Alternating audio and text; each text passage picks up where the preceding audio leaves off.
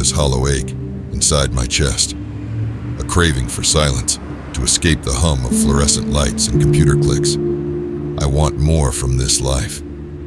So when fate allows, I run from this city. Run far away from this maze of steel and neon monoliths into the green lungs of nature, to a place where time is kept not by clock, but the falling of pine needles.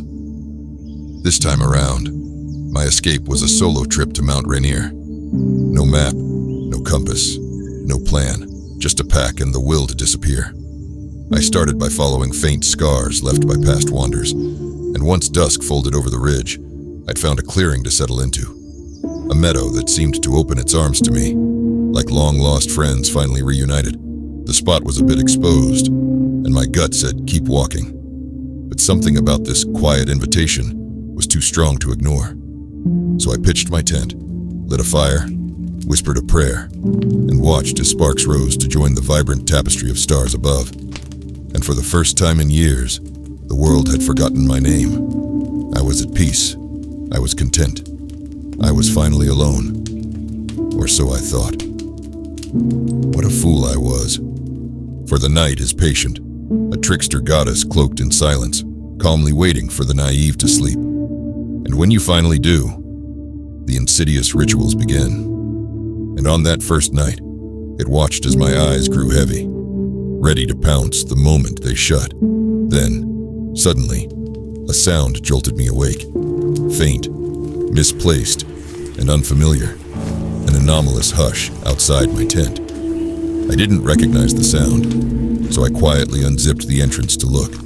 Heart hammering, hands trembling, I peeped through the small opening, and that's when I first saw it. That thing that, even now, haunts my dreams. There, next to my fire, scarcely illuminated by the ombre glow of dying coals, sat a man, alone, dressed in pressed slacks, a white buttoned shirt but no tie, and black shoes polished to a mirror sheen. His jet black hair, slicked back and neat. He carried no pack, no light, and no logical reason for him to be there, especially alone. He didn't look like a hiker, not to me at least. He looked more like a mourner attending a wake, a father keeping vigil at the wrong grave. Nothing made sense. Lost in thought, I watch as he leans forward, his gaze still sunk deep in the cinders, dress shoes kicking at the ashes.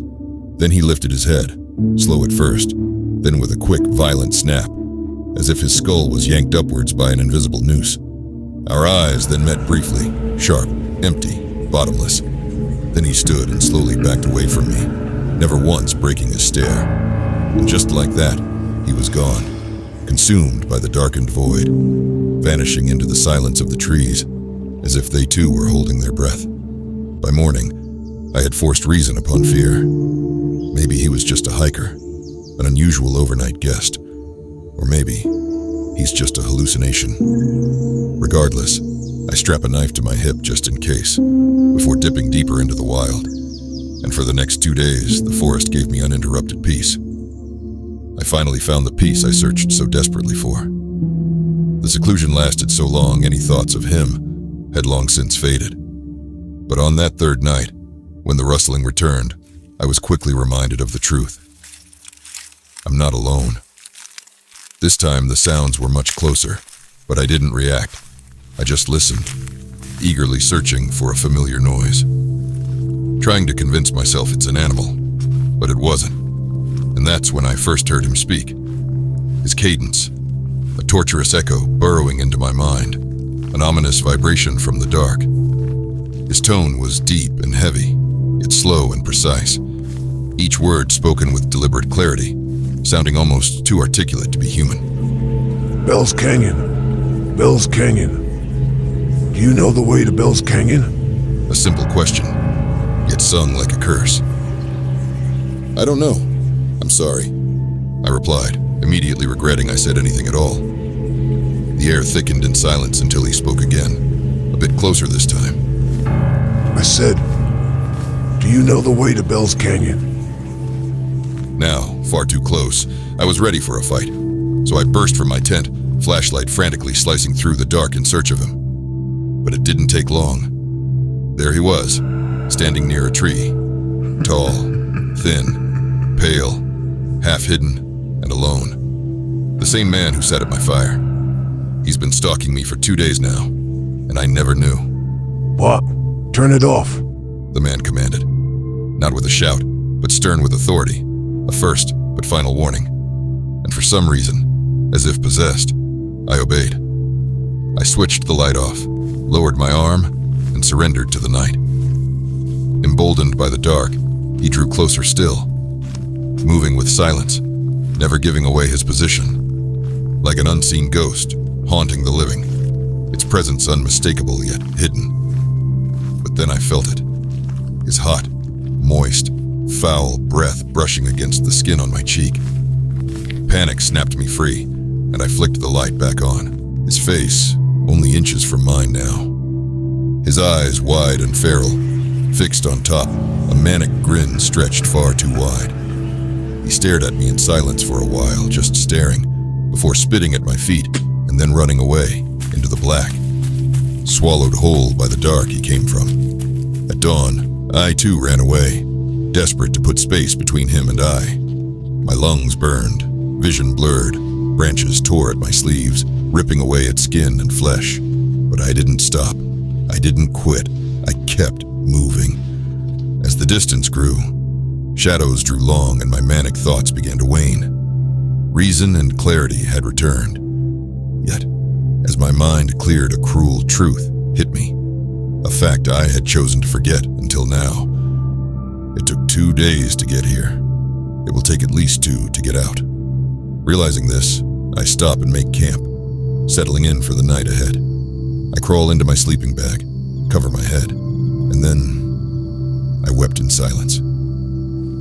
That night, he promptly returned. Twigs snap, gravel shuffles, leaves whisper. A deliberate announcement that he's arrived. Tonight, he started the unholy ritual by methodically circling my tent while repeating his aberrant query over and over. Bell's Canyon, Bell's Canyon. Do you know the way to Bell's Canyon? Again and again, round and round, each orbit closer, each repetition louder. His rotting fingers traced the tent's thin fabric wall like a lover's mock caress. And as his speed grew, so too did the sounds. The panting, moaning, groaning, the laughing, a demonic chorus filling the forest.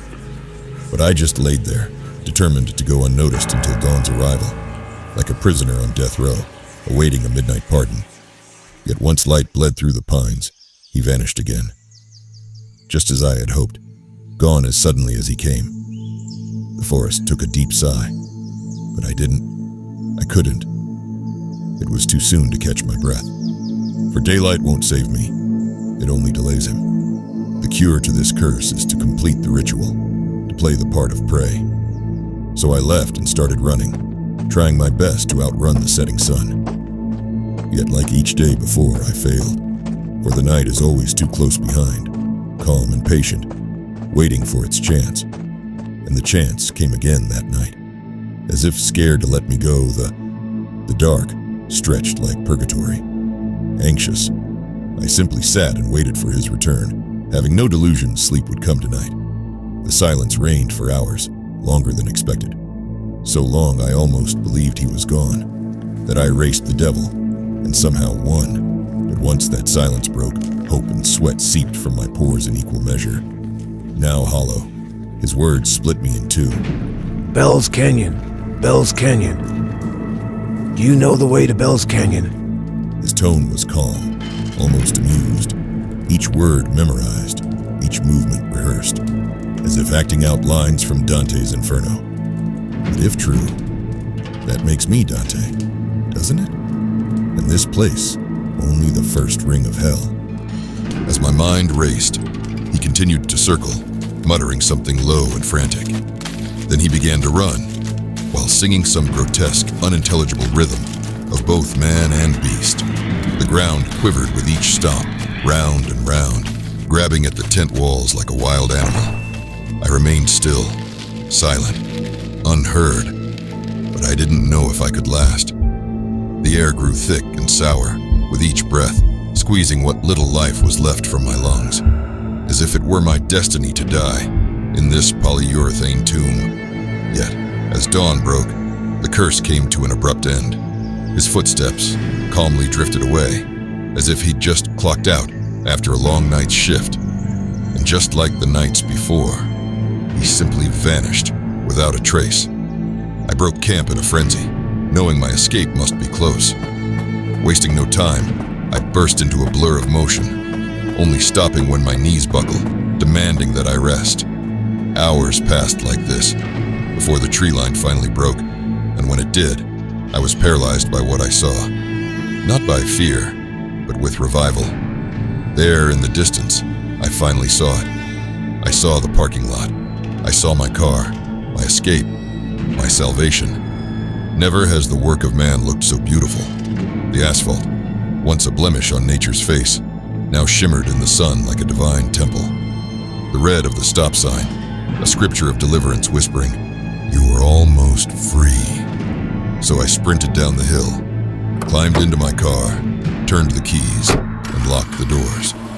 Engine on, I checked my mirrors before driving away, cautious not to celebrate my deliverance too soon. It felt like he was still close, watching and stalking me nearby. And for a brief moment, I thought I actually saw him. A slender silhouette peeking out from behind the exit sign.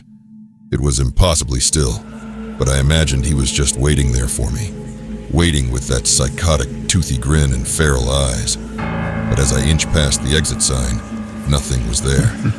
Just me, silence, and the unsettling absence of a shadow once there. The forest quickly shrank in the mirror as I sped away.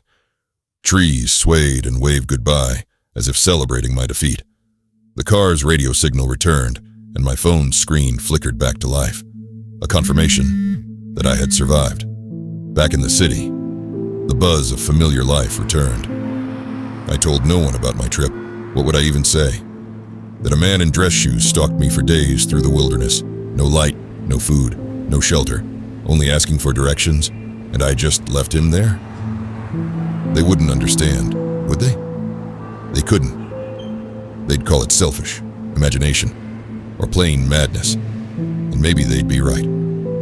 Regardless, life moved on. A year or two passed, while that forest became a distant nightmare.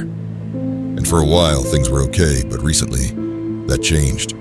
At night, I swear I can hear whispers, and during the day, faint footsteps follow me room to room. I live alone, no one's here, yet my home.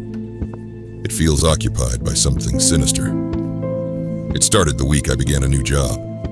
The office sits nearby, an area of town I'm already familiar with. So it wasn't until my first day that I noticed the street name, Bell's Canyon Road. Coincidence, I told myself. That's just a coincidence. It has to be, just a coincidence. But each night since, I feel something circling my bed, something pacing the edges of my sleep, its breath rhythmically pulsating against the dark of my bedroom. It's him. I know it is. His presence. It fills the room with the stench of mold. The moment I open my eyes, he's gone. But last night, it was more than just footsteps. I heard his voice, soft as a prayer, yet sharp like a razor. He's been waiting for this moment. The moment I fall asleep. And when I do, when I finally walk that thin edge between waking and dreaming, he leans close. His aura, distorting the world around me. His words, warm and moist against the skin of my cheek. His cadence, gentle yet horrific. Circling and repeating his incessant question over and over. Bell's Canyon. Bell's Canyon. Do you know the way to Bell's Canyon? Well,